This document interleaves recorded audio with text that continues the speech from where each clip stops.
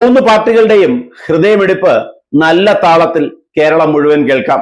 UDF-ന് അധികാരം പിടിക്കണം, LDF-ന് മൂന്നാം ഊഴം വേണം, BJP-ക്ക് ശക്തി തെളിയിക്കണം.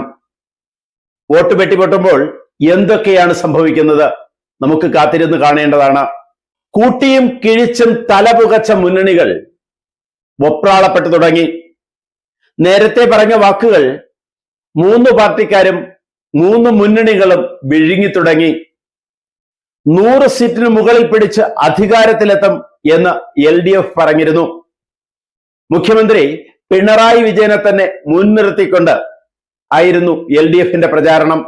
എങ്ങും മുഖ്യമന്ത്രിയുടെ മുഖം മാത്രം, മുന്നിൽ നിന്ന് നയിച്ചുകൊണ്ട് പിണറായി വിജയൻ. തുടക്കത്തിൽ 100 സീറ്റ് തന്നെയാണ് പറഞ്ഞിരുന്നത്. ഇലക്ഷൻ എടുത്തപ്പോൾ അത് 90 എന്നൊരു ഘട്ടത്തിലേക്ക് എത്തി.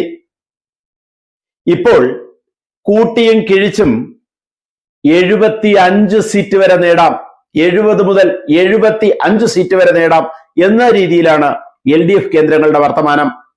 എന്തായാലും ഞങ്ങൾ മൂന്നാം ഊഴത്തിലേക്ക് തന്നെ എന്നുറപ്പിച്ചുകൊണ്ട് LDF. മൂന്നാം ഊഴം പ്രതീക്ഷിക്കുന്ന LDF-നെ സംബന്ധിച്ച് ഇപ്പോൾ പ്രതികൂല ഘടകങ്ങൾ ധാരാളമുണ്ടായിരുന്നു. ശബരിമല സ്ത്രീ പ്രവേശനം, സ്വർണക്കൊള്ള, വമ്പൻ അഴിമതികളൊക്കെ രാഷ്ട്രീയ ലോകത്തെ പിടിച്ചുകുലുക്കിയതാണ്. കേരളത്തിന്റെ ജനങ്ങൾ അതിൽ ഞെട്ടിത്തെരിച്ച അഴിമതികൾ പോലുമുണ്ട്. അവസാനം വന്ന മെഡിസിപ്പ് പോലും ഉദ്യോഗസ്ഥരെയും പെൻഷൻകാരെയും വെറുപ്പിച്ചിരിക്കുകയാണ്. LDF-നെ സംബന്ധിച്ചിടത്തോളം, അല്ലെങ്കിൽ CPM-നെ സംബന്ധിച്ചിടത്തോളം ഏറ്റവും നിർണായകമാണ് ഈ ഇലക്ഷൻ. അതിന്റെ കാരണം മറ്റൊന്നുമല്ല, കേരളത്തിൽ മാത്രമാണ് കുറെ കാലമായി CPM-ന്റെ ഭരണമുള്ളത്.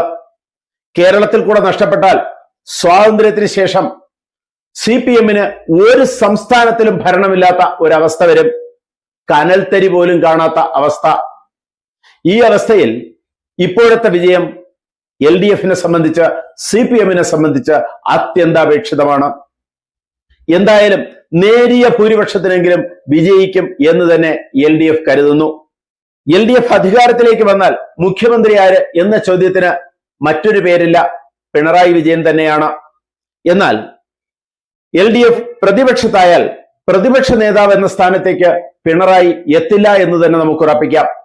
അതിന് മറ്റൊരു മുഖമായിരിക്കും ബാലഗോപാലിന്റെയോ P. രാജീവിന്റെയോ ഒക്കെ മുഖം. അധികാരത്തിൽ ഒറ്റയാനായി വാണ പിണറായി വിജയന് പ്രതിപക്ഷ നേതാവായിരിക്കാൻ ഒരിക്കലും ആഗ്രഹം കാണില്ല.